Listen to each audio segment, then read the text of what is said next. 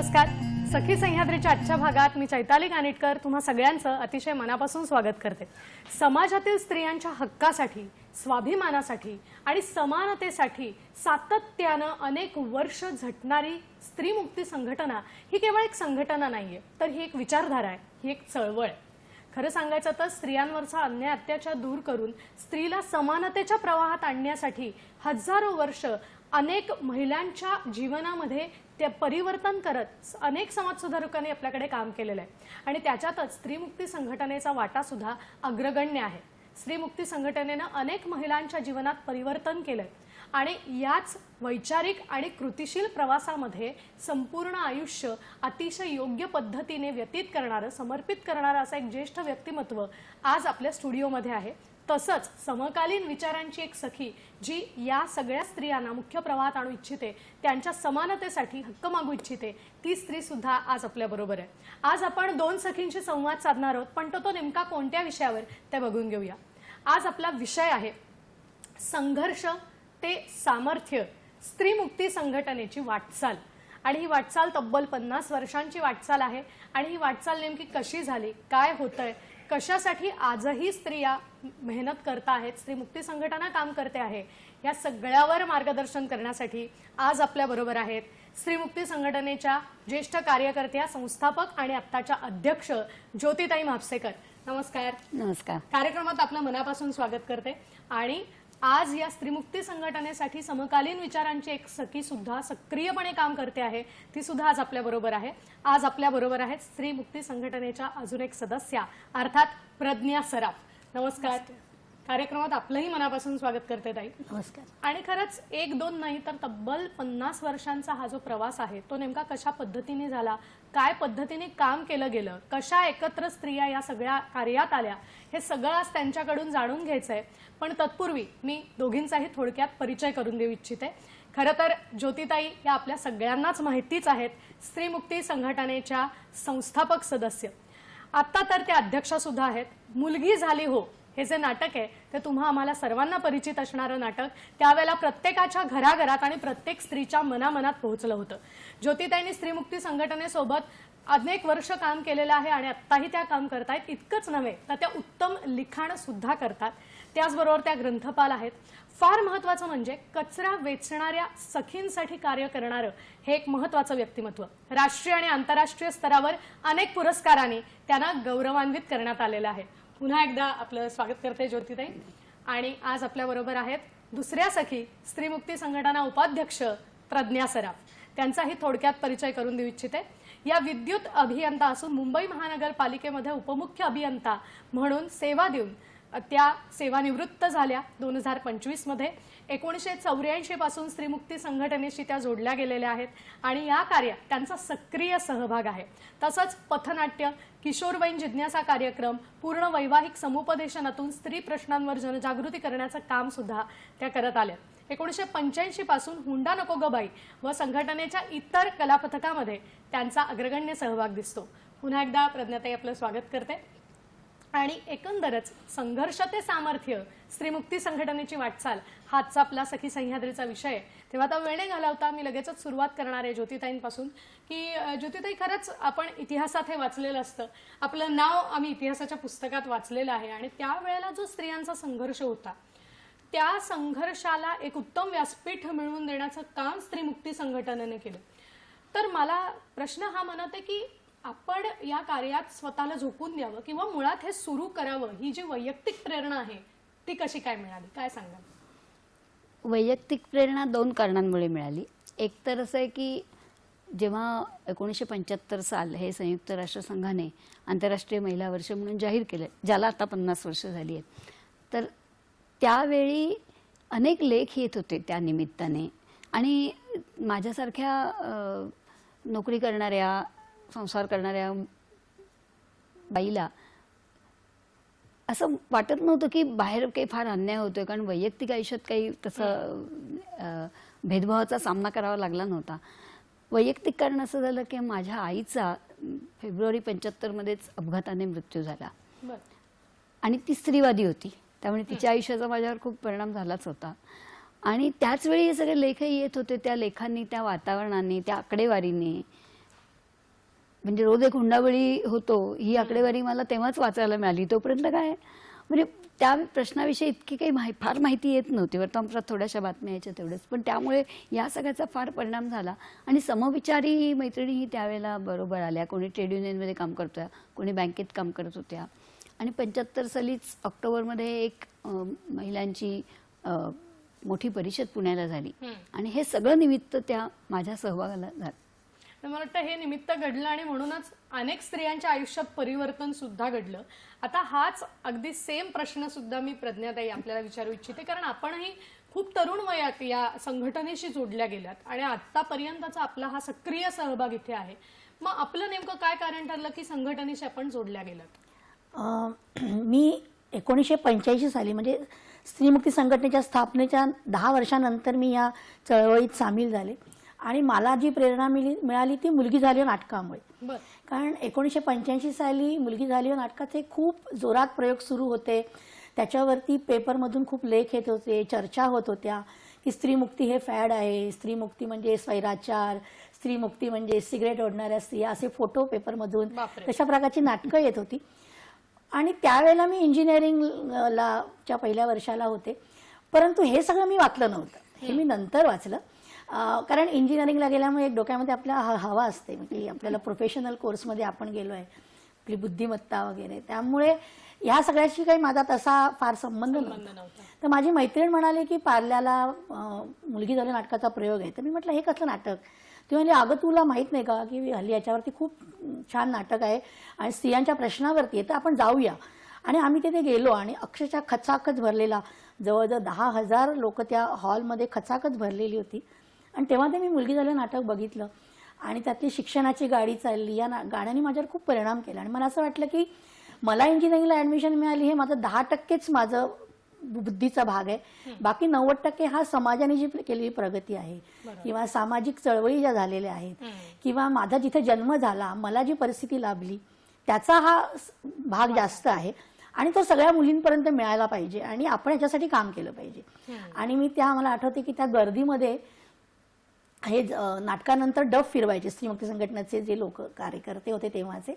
त्या डफात माझ्या खिशामध्ये जे काही 10 रुपये होते त्याची नोट मी टाकली आणि एका चिठ्ठीवरती माझं नाव लिहून मी त्याच्यामध्ये आणि माझा पत्ता असं लिहून मी टाकलं आणि स्त्रीमुक्ती संघटनेने नंतर माझ्याशी संपर्क साधला पत्राद्वारे. पोस्टकार्ड आलं होतं घरी आणि मग त्यानंतर मी या संघटनेमध्ये अगदी पूर्णपणे सक्रिय सहभागी झाले. कारण मला असं वाटलं की आपल्याला सुद्धा काहीतरी काम करून प्रत्येक मुलीपर्यंत ही संधी मिळाली पाहिजे आणि त्याच्यासाठी आपण काम केलं पाहिजे. क्या बात आहे. मला वाटतं त्यावेळेला आपण म्हणतो तसं इतकं कम्युनिकेशन म्हणतो आता जेवढं पटकन शक्य आहे मोबाईल आणि या सगळ्या गोष्टींनी, तेव्हा ते होत नव्हतं. मला खूप छान वाटलं प्रज्ञाताई की एक चिठ्ठी आणि ज्याच्यावर तुम्ही तुमचं नाव आणि पत्ता लिहून दिला होता. म्हणजे आपण म्हणतो ना इच्छा तेथे मार्ग, तसा मार्ग तुम्हाला गवसला आणि तुम्ही सक्रियपणे या कार्यात सहभागी झालात.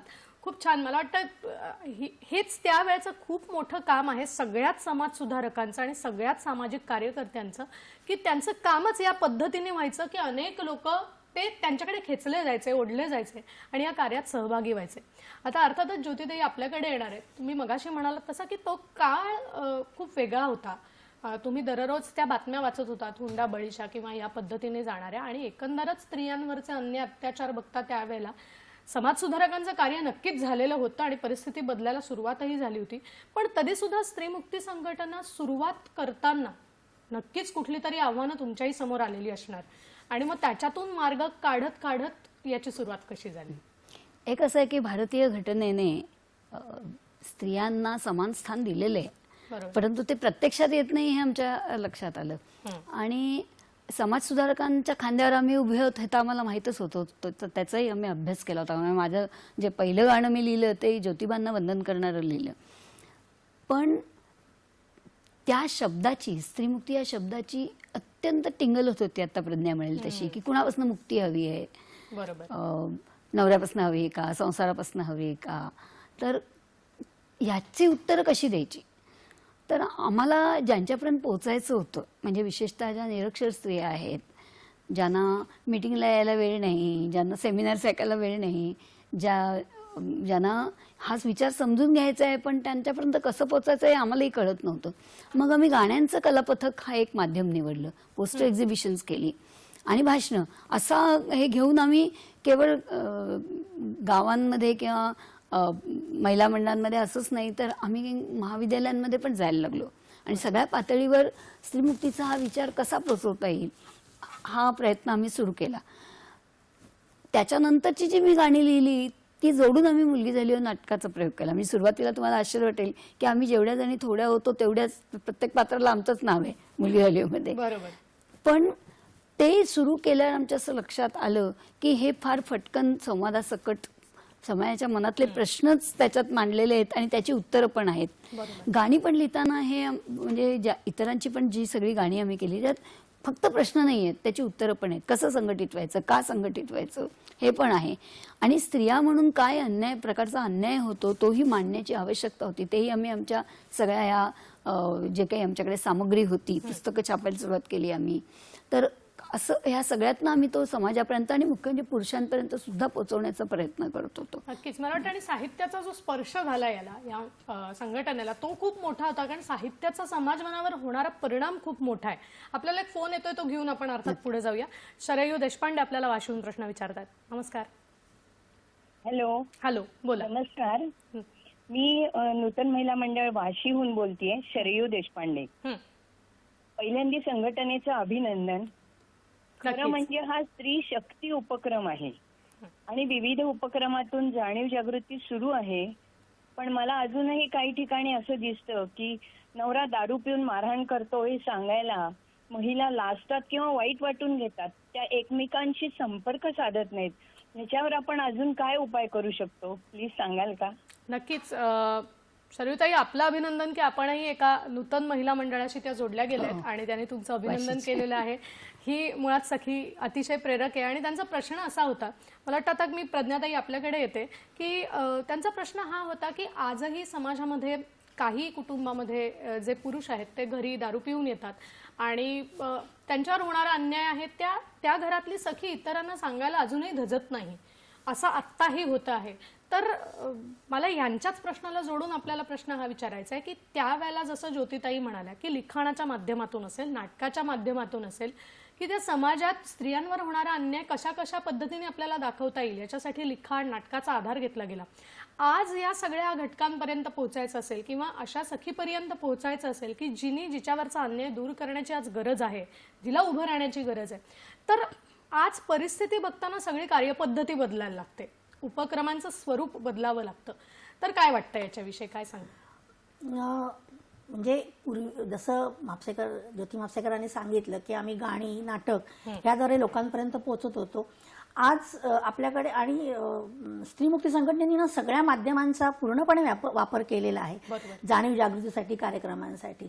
तर मुलगी झालं नाटक जेव्हा आम्ही करत होतो त्यावेळेला लोक आमच्याकडे येत होते आणि त्यांचे प्रश्न आमच्या समोर मांडत होते, घरगुती प्रश्न. जसं आता त्या सखीने सांगितलं की दारू पिऊन त्रास दिला जातो, तर त्यावेळेला अशा स्त्रिया आमच्याकडे येत होत्या आणि मग त्यांच्यासाठी आम्ही वैयक्तिक स्तरावरती त्यांचं समुपदेशन करणं, कौटुंबिक समुपदेशन करणं हे आम्ही करत होतो आणि त्याच्यातूनच आमच्या फॅमिली काउन्सिलिंग सेंटरची सुरुवात झाली. आणि आज स्त्रीमुक्ती संघटना जवळजवळ 1986 पासून आमची समस्या निवारण केंद्र आम्ही सुरू केलेली आहेत आणि आज आमची मुंबईमध्ये परळ, चेंबूर, त्याच्यानंतर वाशीमध्ये कोपरखैराणे इथे आमची समस्या निवारण केंद्र आहेत.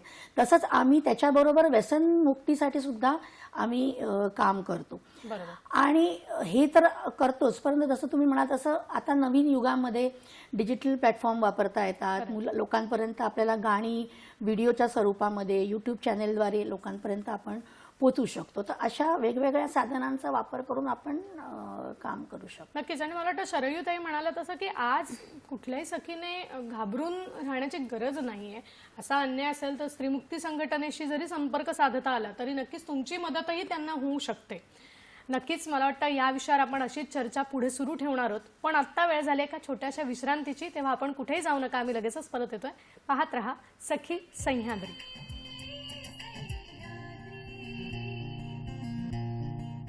ब्रेक नंतर पुन्हा एकदा सगळ्यांचं स्वागत करते.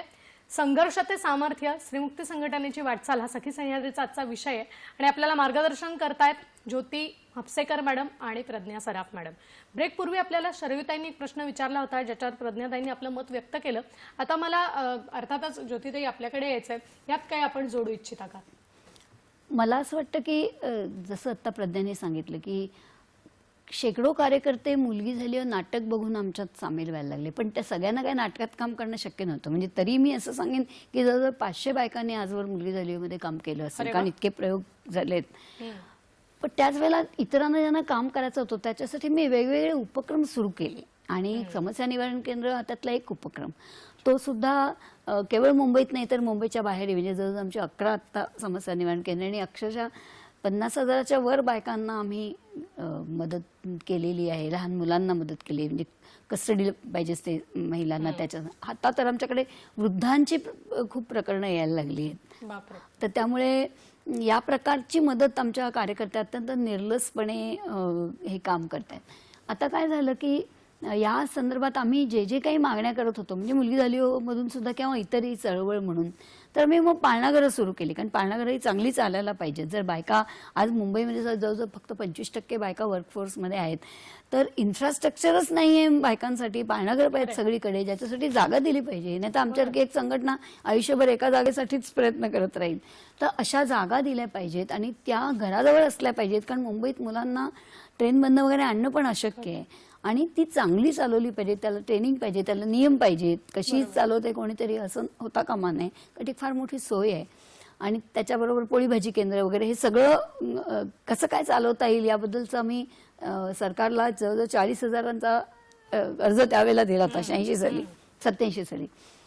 तर त्याच्यानंतर आम्ही ॲडोलसन्ट सेन्सिटायझेशन, म्हणजे कुमारवयीन मुलं आणि मुली यांच्यापर्यंत आपण कसं पोहोचू शकू, मुलींपर्यंत आम्ही पोहोचूच शकत होतो वेगवेगळ्या शिबिरांमध्ये. पण जवळजवळ 5 लाख मुलांपर्यंत आम्ही गेल्या 96 सालापासून पोहोचलेलो आहोत. कुमारवयीन जीवन शिक्षण, याच्यामध्ये ॲडोलसन्स म्हणजे कुमारवयीन शिक्षण, त्यानंतर ताणतणावाशी सामना, सेक्शुअलिटीचं एज्युकेशन, लैंगिकता शिक्षण, म्हणजे त्याच्यानंतर मूल्य शिक्षण, असे 6 विषय घेऊन आम्ही व्यसनमुक्ती, हे सुरुवातीपासून विद्यार्थ्यांपर्यंत कसं जाता येईल असं हे विषय घेऊन आम्ही मुलग्यांपर्यंत पण पोहोचत होतो.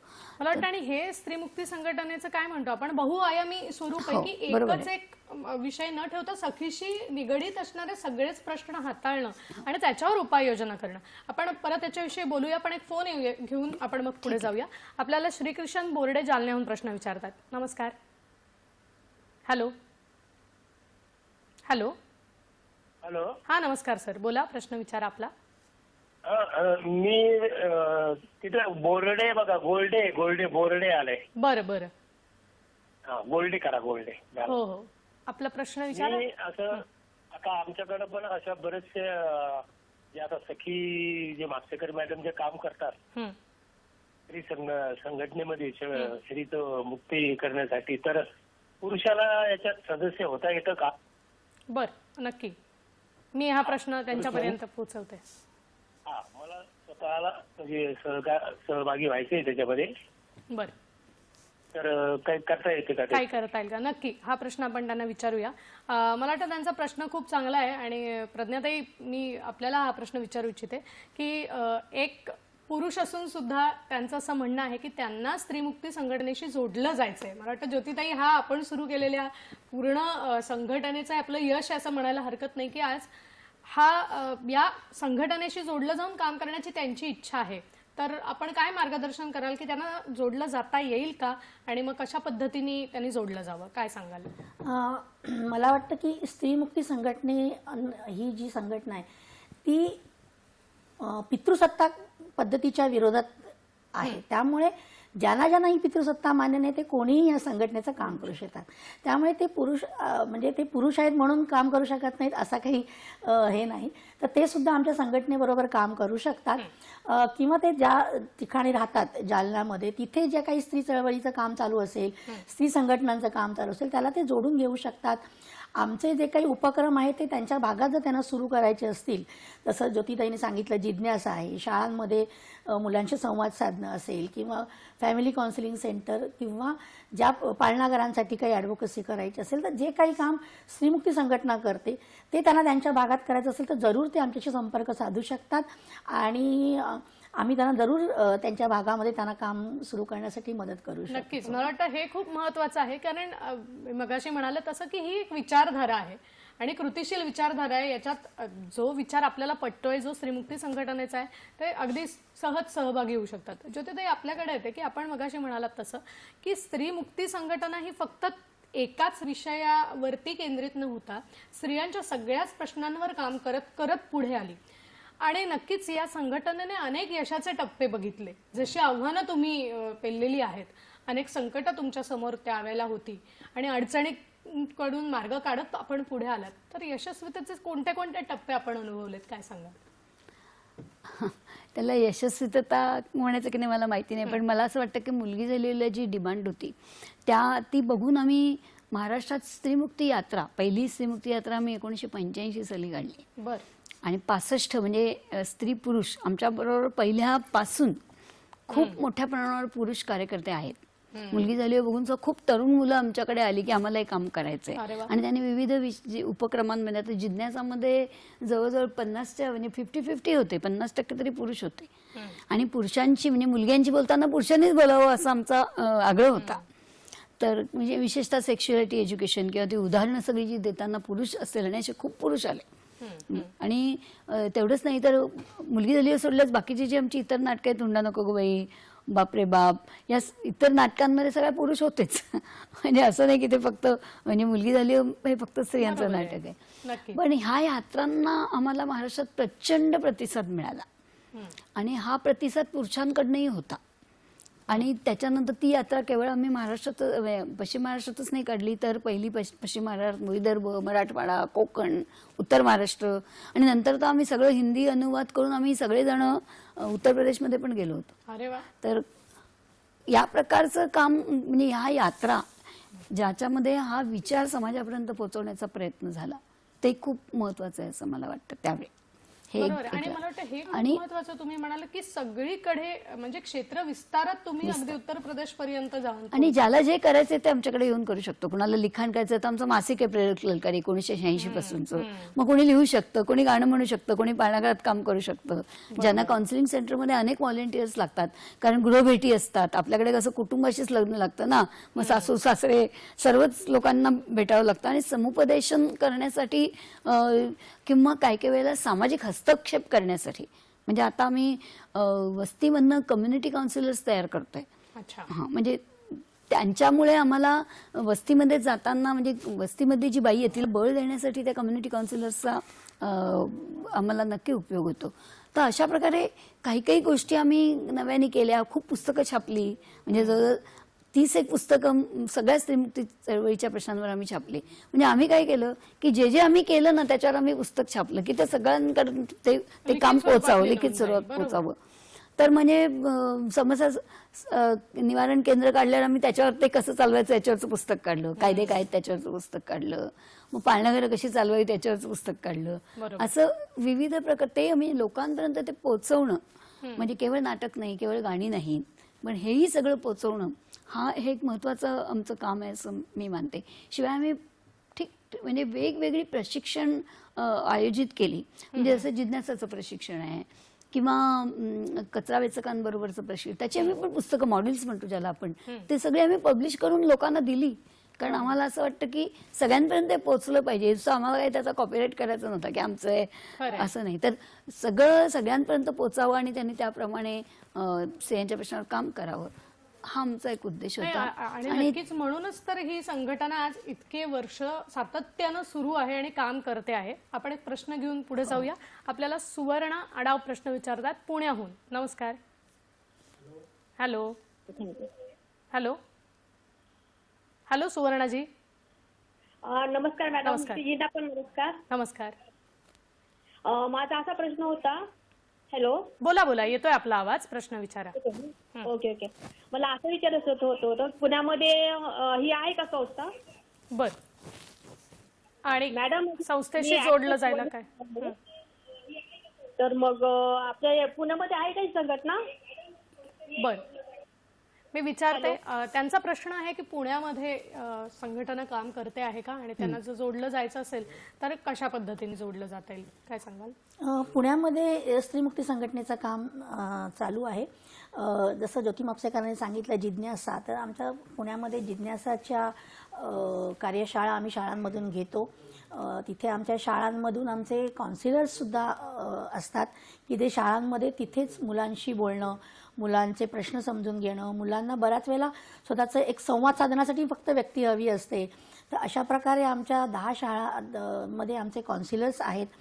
तर जिज्ञासात सुद्धा आम्ही तिथे घेतो. तिथे आमचं समस्या निवारण केंद्र आहे आणि शिवाय इतर संघटनांबरोबर ज्या काही मोहिमांमध्ये सहभाग घ्यायचा असतो ते सुद्धा आमचं काम तिथे चालतं. तर त्या आमच्या पुण्याच्या संघटनेशी संपर्क साधू शकतात आणि त्यांच्याबरोबर काम नक्की करू नक्कीच. शकतात. म्हणजे मला वाटतं ज्योतिताईंनी मगाशी एक उल्लेख केला की ज्याला जे येतंय ते त्याचं कार्य आपण संघटनेशी जोडून घेता येऊ शकतं आपल्याला. इतकं त्याचं स्वरूप खूप चांगलं आहे आणि बहुआयामी, जसं मी म्हटलं तसं वेगवेगळ्या उपक्रमातून आपण आपला सहभाग नोंदवू शकतो. तर नक्कीच सुवर्णाजी, आपणही हे काम पुढे करू शकताय, त्यांच्याशी जोडल्या जाऊ शकताय. त्यांनी त्यांचा जर नंबर दिला तर आम्ही त्यांच्याशी संपर्क नक्कीच मला वाटतं त्या दूरदर्शन वाहिनीशी संपर्क करून आपल्याशी पोहोचतील आणि त्यांचं हे काम पुढे नेतील. आपल्याला शुभेच्छा. आता मी पुन्हा येते ज्योतिताई आपल्याकडे की या सगळ्या कालावधीमध्ये स्त्रीमुक्ती संघटनेचा, आपल्या सगळ्या उपक्रमांचा समाज मनावरती नेमका कशा पद्धतीने प्रभाव पडला असं आपल्याला वाटतं? मी कसं सांगणार ते? तरी सुद्धा एक आपण म्हणतो त्या पद्धतीने की समाजात होणारे जे बदल आहेत किंवा आपल्या उपक्रमातून होणारे जे बदल आहेत ते कदाचित आपण अनुभवले असतील, तर एखादा अनुभव काही सांगा. मुलींच्या शिक्षणावर, म्हणजे मुलींचं शिक्षण व्हावं यासाठी आम्ही जे सातत्याने प्रयत्न केले, म्हणजे सगळ्यांनीच केले, आम्ही काही एकटे नाही होत, पण त्याचा नक्की निश्चित परिणाम झाला आणि मुली शिकायला लागल्या. विशेषतः आता आम्ही ज्या कचरा वेचकांमध्ये गेली 20 वर्ष काम करतोय तिथे तर त्या बायका तर निरक्षर होत्याच सगळ्या आणि त्यांच्या मुलींनाही ते 8वीच्या 7वी पुढे न शिकवता त्यांचे बालविवाह करत होत्या. तर आज आम्ही जेवढ्या आमच्या मेंबर्स आहेत तिथे कोणाचेही बालविवाह होत नाही तेवढं आम्ही खात्रीने सांगू शकतो. म्हणजे त्यांना शिकवा, म्हणजे मुलींचं शिक्षण हाच त्यातला महत्त्वाचा उपाय आणि यासाठी अनेक प्रयत्न चालू आहेत. आमचा पुरता तो प्रयत्न आहे, सगळीकडेच प्रयत्न चालू आहेत. तर ते मी असं म्हणेन की एकूणच वातावरण निर्मिती जी शिक्षणाची आहे आणि समस्या निवारण केंद्रातर्फे जे होणारं काम आहे, कारण ते कसं असतं त्याची काही आम्ही जाहिरात करत नाही, पण एक दुसरीला सांगते आणि मग येतात. अशा हजारो केसेस आमच्याकडे आलेले आहेत.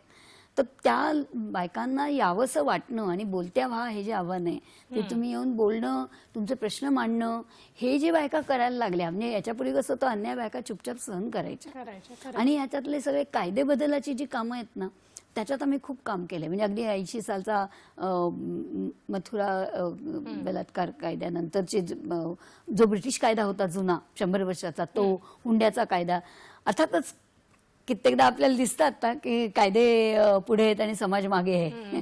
म्हणजे ज्या पद्धतीने हुंड्याचा प्रश्न आपण रोज बातम्या वाचतोय आणि करतोय, त्यामुळे अजूनही त्याच्यावर खूप काम करण्याची गरज आहे. परंतु काही ना काहीतरी परिणाम एका मर्यादेपर्यंत झालाय, पण अजून खूप प्रश्न बाकी आहेत. तुम्ही भटक्या विमुक्त बायकांचे घ्या, कचरा वेचकांचे घ्या, मच्छीमार बायकांचे घ्या, म्हणजे ते स्त्रियांचे म्हणून पण आहे, त्यांच्या रोजगाराचे आहेत, रोजीरोटीचे आहेत, जातीनिहाय जे अन्याय होतात ते पण आहेत. म्हणजे डॉक्टर बाबासाहेब आंबेडकर जसं म्हणायचे की बाबा ही जी आहे उतरण, त्या उतरणीमध्ये स्त्रिया सगळ्यात खाली असतात, त्यामुळे त्यांच्यावर सगळ्यात जास्त अन्याय होतो. तर हेही आपल्याला म्हणजे हे प्रश्नही आम्हाला म्हणजे खूप काम बाकी आहे असं मला वाटतं. जे केले 50 वर्ष तरी अजून बरंच व्हायचंय. खरंय, मला वाटतं आपण हा विचार त्यामुळे यशस्वीता असं जे तुम्ही म्हणता ना ती आहे, म्हणजे मी ती नाही म्हणणार नाही. खूपच गेल्या 70-75 वर्षामध्ये समाजामध्ये खूप बदल झालेले आहेत, पण तरी अजून बरंच व्हायचंय. कायद्यांमध्ये बदल झालेत, घटना प्रत्यक्षात आणून त्याचं कायद्यात रूपांतर करणं आणि ते अंमलात आणणं. म्हणजे जसं आपण हुंड्याबद्दल म्हणतो की कायदा आहे पण तो प्रत्यक्षात समाजाने हे केला पाहिजे. गर्भलिंग चिकित्सा, कितीतरी कायदे असे आहेत. बलात्काराबद्दल आपण इतकं बोलतो, कायद्यावर किती कडक बदल कितीतरी वेळा केलेत, आवाज उठवलाय, सगळं केलंय, पण जोपर्यंत पुरुषांची नजर बदलत नाही. आणि मला असं वाटतं की त्याला जे संरक्षण पाहिजे बायकांना, म्हणजे ते केवळ त्यांनी वैयक्तिक कराटे शिकून होत नाहीये, समाजाची नजर बदलली पाहिजे. त्यामुळे मला असं वाटतं की आता जे ह्या आता जशी मी 50 वर्ष काय जे काम केलं त्याच्यापेक्षा आणखीन पुढची 50 वर्ष पण काय काम करायचं आहे त्याला एक, आणि याच्यात तरुण लोकांना कसं आणायचं, तरुणांना तरुणींना याच्यात आणणं आणि त्यांना ते समजावणं. कारण आज समाज एकदम व्यक्तिवादाकडे वळतोय आणि माझं तेच माझ्यापुरतंच मी फक्त बघणं हे जे चाललेलं आहे त्याच्यातनं फार नुकसान होतंय. आणि त्यामुळे या सगळ्या कामाकडे हे जे हक्क मिळाले तुम्हाला ते कशामुळे मिळाले, आज जे तुम्हाला वाटतं की आम्हाला अधिकार मिळाले ते कुठून मिळाले, कसे मिळाले, ह्याची जाणीव जशी आम्ही सगळ्या समाजसुधारकांची जाणीव ठेवली, आम्ही त्यांच्या खांद्यावर उभे आहोत असं आम्ही म्हणतो, त्याप्रमाणे ही जी चळवळ झाली का झाली ते पण त्यांनी समजून घेतलं पाहिजे. आणि मला असं वाटतं की काय म्हणतो आपण, सुरक्षितता, मला वाटतं सुरक्षिततेच्या प्रश्नाकडे आपण येऊया, पण तत्पूर्वी एक फोन घेऊया आणि मग आपण पुढे जाऊया. रुपेश गुजराती आपल्याला नाशिकहून प्रश्न विचारतात. नमस्कार.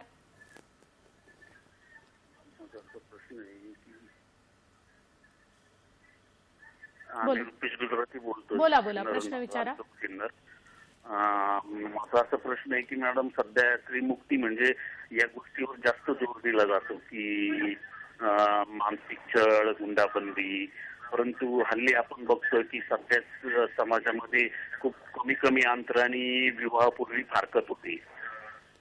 त्यांचं या गोष्टीसाठी जर त्यांना शाळा कॉलेजमधून विवाहापूर्वी मार्गदर्शन केलं गेलं, समुपदेशन केलं गेलं, कारण चूक ही दोघांची जी असू शकते, पण नेमकं विवाहानंतर कसे वागले पाहिजे असे त्यांना या गोष्टीबद्दल काउन्सिलिंग आपल्या संस्थांमार्फत सगळीकडून मिळालं तर त्यांना अगोदरच त्याची तयारी करता येईल आणि आई वडिलांना बी त्यांना समजावता येईल असं मला नक्कीच वाटतं. नक्कीच. आपला मुद्दा समजलाय, मी त्यांच्यापर्यंत पोहोचवते. त्यांचा मुद्दा आहे प्रज्ञाताई आपल्याकडे येते की जसं ज्योतिताई म्हणाल्या की समुपदेशनाची भूमिका सुद्धा या सगळ्या गोष्टींमध्ये महत्त्वाची आहे. तर त्यांचा प्रश्न आहे की आत्ताच्या तरुण पिढीला, म्हणजे मुलगा असो किंवा मुलगी असो, दोघांनाही एकंदरच कसं वागलं पाहिजे, किंवा ज्योतिताईंनी अगदी खूप चांगल्या पद्धतीने सांगितलं की कायदे पुढे आहेत आणि समाज मागे आहे, अजूनही त्याची पारख, ओळख, अभ्यास हा कुठेतरी कमी पडतोय. तर मग याच्यात समुपदेशनाची भूमिका किती महत्त्वाची आहे असं आपल्याला वाटतं. आणि यालाच जोडून मी हाही प्रश्न विचारते की खरंच पितृसत्ताक मानसिकतेत अजून काय बदल होणं अपेक्षित आहे? मला वाटतं की समुपदेशकाची भूमिका खूप महत्त्वाची असते. कारण आम्ही स्वतः असं मानतो की जी स्त्री किंवा पुरुष, म्हणजे आम्ही पुरुषांच्या सुद्धा समस्या आमच्या समस्या निवारण केंद्रातून म्हणजे सोडवतो. तर आमच्याकडे पुरुष आणि स्त्री जेव्हा येतात तेव्हा आपण त्यांना जे हवं आहे तिथपर्यंत पोहोचवण्यासाठी त्यांना आपण आत्मविश्वास देतो आणि त्याच्याबद्दल समुपदेशकाची भूमिका खूप महत्त्वाची असते. समुपदेशकाला किती वाटलं की नाही हे त्या बाईनी असं वागायला पाहिजे किंवा हे करायला पाहिजे, तरी सुद्धा त्या बाईला जर पुन्हा त्याच घरात राहायला जायचं असेल तर त्या बाईचं समुपदेशन करणं, तिला त्या घरामध्ये सुरक्षित वातावरण मिळण्यासाठी कुटुंबाचं समुपदेशन करणं हे खूप गरजेचं असतं. त्यामुळे समुपदेशक त्या बाईला तिला जे हवंय किंवा त्या पुरुषाला जे हवंय तिथपर्यंत नेण्याची जबाबदारी पार पाडतो. बरोबर. असं, आणि त्यांच्यामध्ये आत्मविश्वास, आणि फक्त कौटुंबिक असं नाही, त्या बाईला पूर्ण आत्मविश्वास, म्हणजे तिला उद्या आर्थिक हे जर तिला पाठबळ हवं असेल किंवा तिला रोजगार हवा असेल तर त्या दृष्टिकोनातून स्त्रियाची सर्वांगीण तिला पाठबळ मिळेल हे समुपदेशक बघत असतात. नक्कीच. आणि दुसरा याला जोडून विचारलेला प्रश्न की अजूनही पितृसत्ताक मानसिकतेत काय बदल होणं अपेक्षित आहे? मला असं वाटतं की पितृसत्ताक मानसिकता जी आहे ती समाजातून जो संस्कार मुलांवर केले जातात त्याच्यातून तयार होते. कारण जेव्हा मूल जन्मतं तेव्हा ते एक म्हणजे मेल फिमेल, स्त्री मुलगा किंवा मुलगी, परंतु त्याच्यातून एक स्त्री आणि पुरुष घडवण्याचं काम ही समाज करत असतं. म्हणजे मुलांनी कसं वागलं पाहिजे, मुलींनी कसं वागलं पाहिजे, मुलींचे कोणते गुण आहेत, मुलांचे कोणते गुण आहेत, मुलांनी कोणते खेळ खेळले पाहिजेत, म्हणजे किंवा मुलगा कसा हा धीट असला पाहिजे, शूर असला पाहिजे, त्यांनी रडता कामा नये, मुलींनी कसं वागलं पाहिजे, तर ती लाजाळू किंवा तिने कसं बसलं पाहिजे, हे जे संस्कार करून त्या मुलांना स्त्री आणि पुरुष जे घडवलं जातं त्याच्यातूनही पितृसत्ताक मानसिकता तयार होते. तर मला असं वाटतं की मुला मुलींवर लहानपणापासूनच समानतेचे संस्कार करणं आणि हे गुण स्त्रीचे, ही कामं स्त्रियांची, ही कामं पुरुषांची, असे संस्कार न करता जर आपण सुरुवातीपासून त्यांच्यावरती तसे संस्कार केले तर मला असं वाटतं की ही पितृसत्ताक मानसिकता बदलणं आपल्याला म्हणजे सोपं जाईल असं नाही, म्हणजे बदलण्यासाठी आपल्याला बदलायला सुरुवात होईल. खरंय. मला वाटतं दोघी आपल्याला हेच सांगतात की एकंदरच ही जी वाटचाल आहे ती आत्तापर्यंत झाली आहे, पण आपण याच्यात अजूनही काम करण्याची गरज आहे आणि ते कशा पद्धतीने होतंय हे आता त्यांच्याकडून पुढे आपल्याला जाणून घ्यायचंय. पण वेळ झाली एका छोट्याशा विश्रांतीची. आपण कुठेही जाऊ नका, आम्ही लगेचच परत येतोय. पाहत रहा सखी सह्याद्री.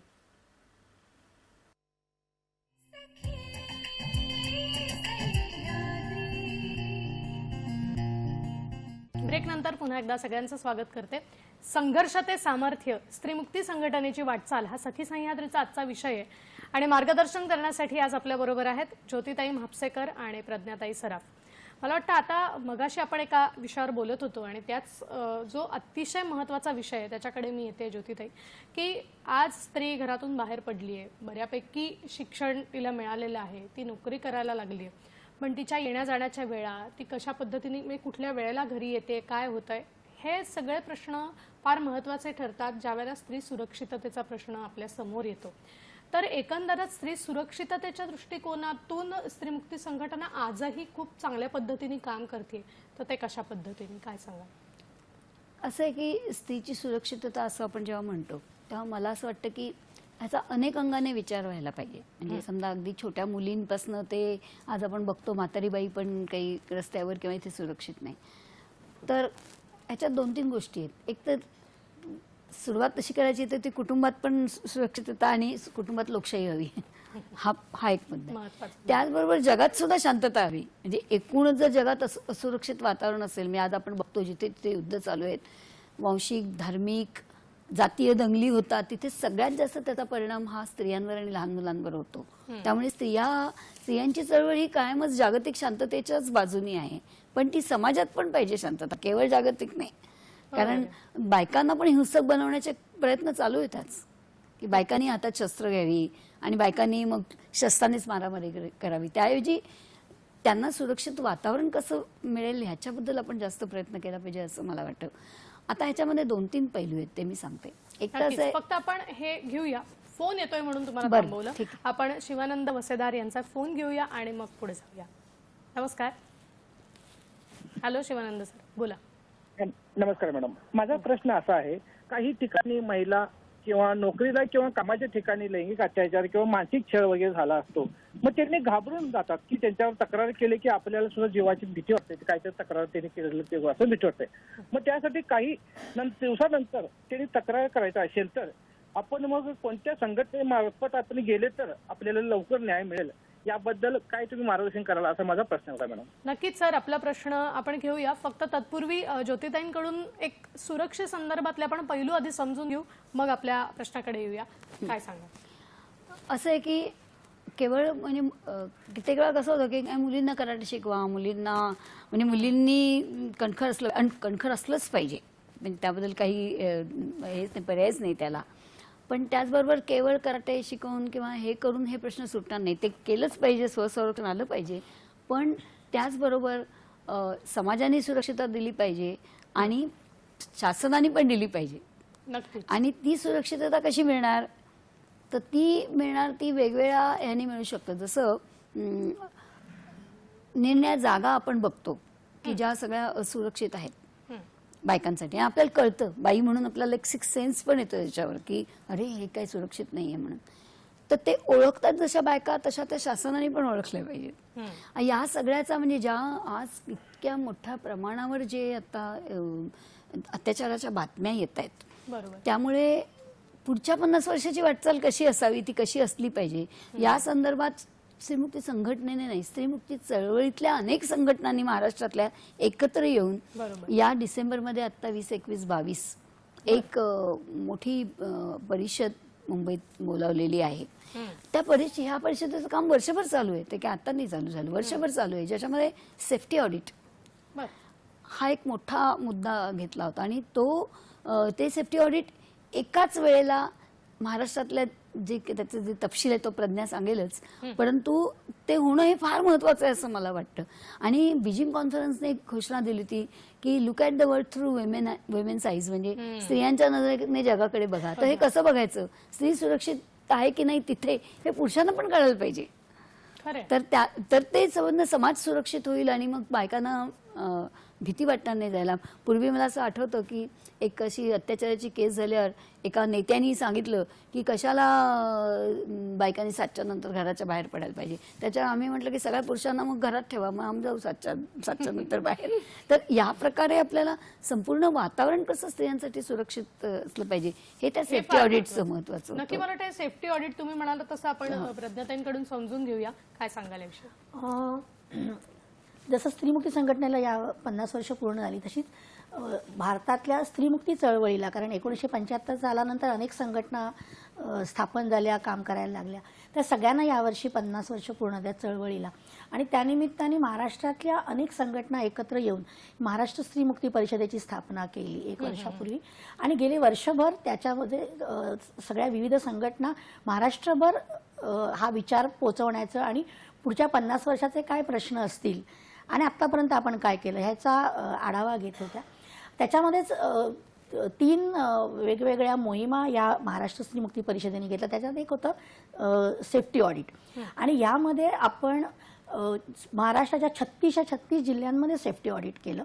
आणि हे सार्वजनिक ठिकाणांचं, म्हणजे जिथे सार्वजनिक बस डेपो, बस स्थानकं, रेल्वे स्टेशन्स, इथे आपण हे ऑडिट केलं. शिवाय हे ऑडिट आपण 2 वेळा केलं, म्हणजे सकाळच्या वेळात जाऊन केलं आणि रात्रीच्या वेळात केलं. त्याच्यातलं महत्त्वाचं म्हणजे हे ऑडिट गावोगावच्या स्त्रियांनी एकत्र येऊन केलं. म्हणजे एकट्या स्त्रिया, छोट्या छोट्या संघटना, गावात राहणाऱ्या स्त्रिया यांनी मिळून केलं. आणि त्याच्यामध्ये स्वतःचे पैसे घालून, ह्याला कुठल्याही पैशाचं पाठबळ न देता स्वतःचे पैसे खर्च करून महाराष्ट्रातल्या सर्व जिल्ह्यांमध्ये हे ऑडिट झालं.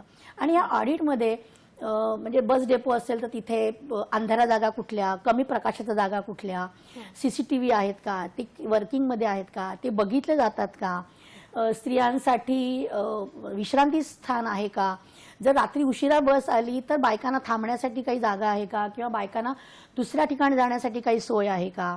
त्याच्यानंतर स्तनदा मात्या असतील तर हिरकणी कक्ष आम्ही आहे असं ST महामंडळाचं जे म्हणणं आहे, तर सगळीकडे हिरकणी कक्ष आहेत का, त्यांची व्यवस्था कशी आहे.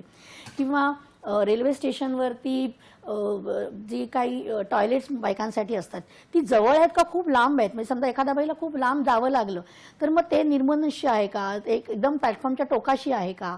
अशा सगळ्या बाबींचा विचार करून आपण एक प्रश्नावली तयार केली होती.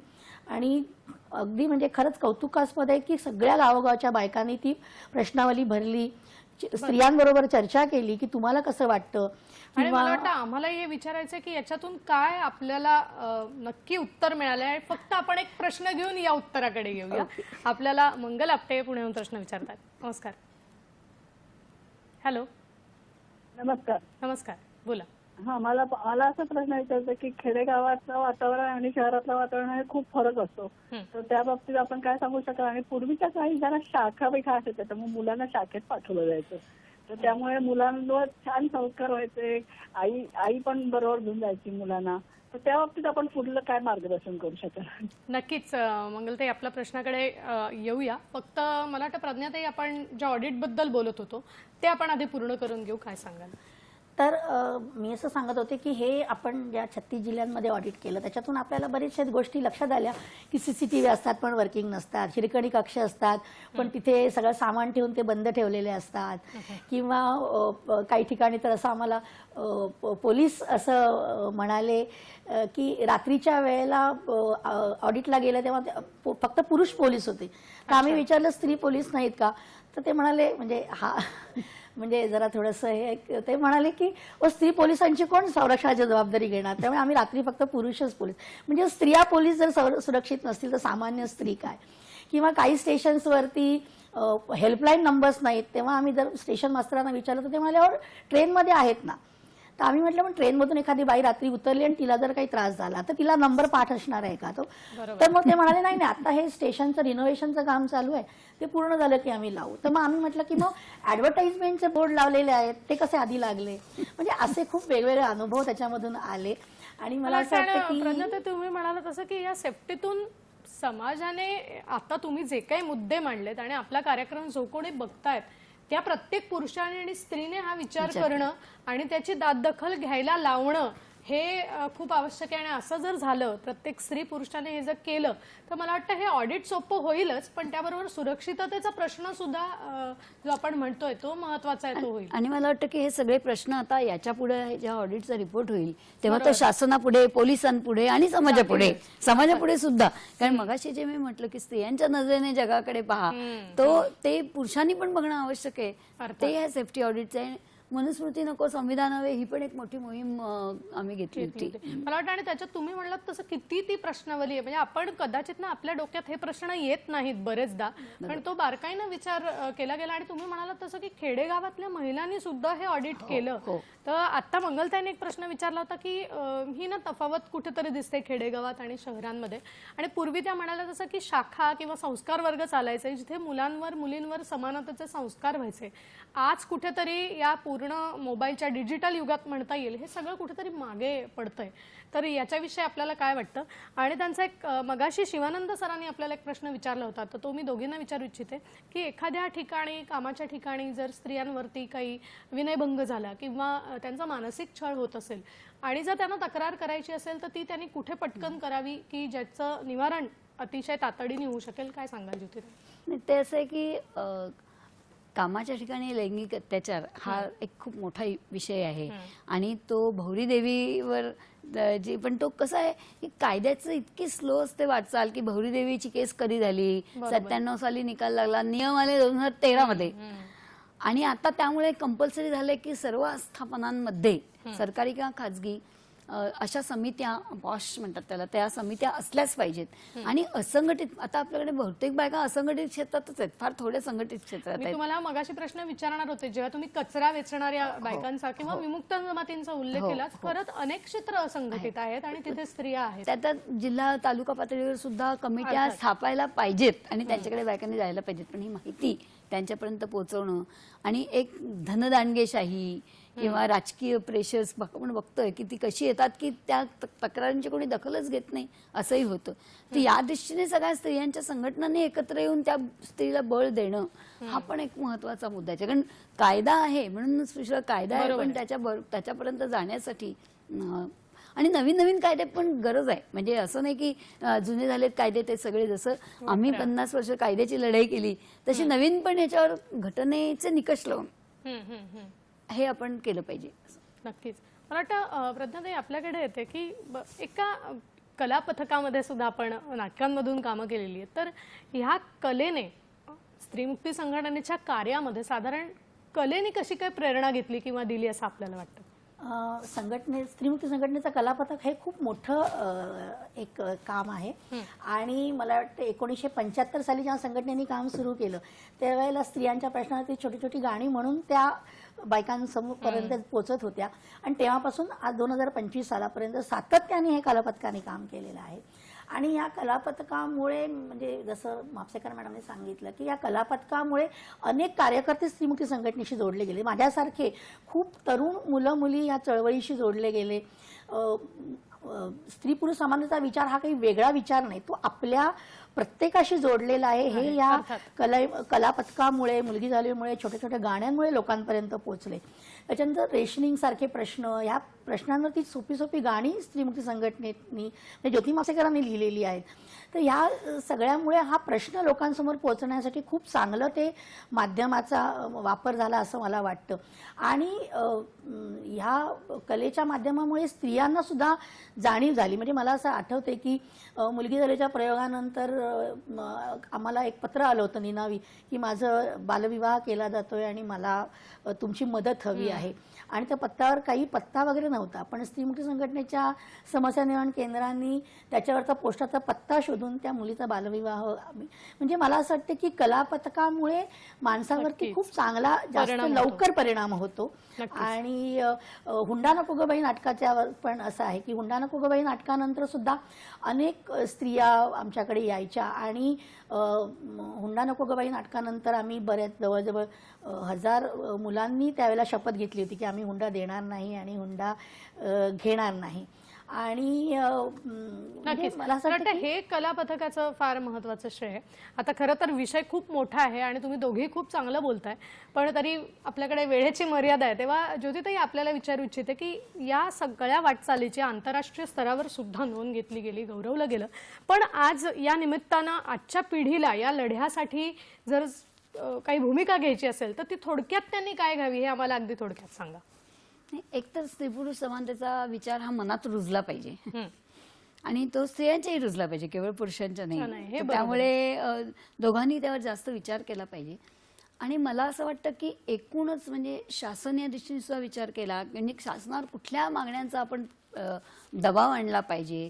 त्याच्यामध्ये सुरक्षितता हा एक महत्त्वाचा मुद्दा आहे स्त्रियांचा. त्याचबरोबर इन्फ्रास्ट्रक्चर म्हणजे जी संरचना पाहिजे स्त्रियांना म्हणजे वर्कफोर्समध्ये जाण्यासाठी, कामाच्या ठिकाणी त्यांना सुरक्षित जाता यावं किंवा सुरक्षित मानसिकतेत जाता यावं म्हणून पाळणाघरं, म्हणून पोळी भाजी केंद्र किंवा ह्या अशा अनेक गोष्टी, ट्रान्सपोर्ट चांगला पाहिजे. या ज्या सगळ्या असंघटित क्षेत्रातल्या स्त्रिया या जेव्हा कामावर जातात तर त्यांना टॉयलेट्स पण नसतात. आता ती मला वाटतं महत्वाची गोष्ट आहे. आणि तुम्ही म्हणालात तसं की ह्या सगळ्याच गोष्टी इतक्या बारीक सारीक आहेत, तर त्याच्यासाठी सर्वात महत्वाचं मानसिकतेत बदल होणं आवश्यक आहे. खूप छान दोघींनी मार्गदर्शन केलं आणि बरेच मुद्दे मला वाटतं आमच्यापर्यंत पोहोचवले. आज आपण वेळात वेळ काढून दोघी इथे आलात त्याबद्दल संपूर्ण सखी सह्याद्रीच्या टीमच्या वतीने ज्योतिताई आपले मनापासून आभार मानते, तसंच प्रज्ञाताई आपले सुद्धा मनापासून आभार मानते. स्त्रीमुक्ती संघटनेच्या कार्यासाठी आपल्याला खरंच शुभेच्छा आणि खरंच प्रत्येकाला जसं जमेल तसं त्यांनी सहभागी व्हावं असं त्यांनी सांगितलेलंच आहे. आपण भेटणार आहोत सखी सह्याद्रीच्या पुढच्या भागात एका नवीन विषयासह. आत्ता निरोप घेतेय. नमस्कार.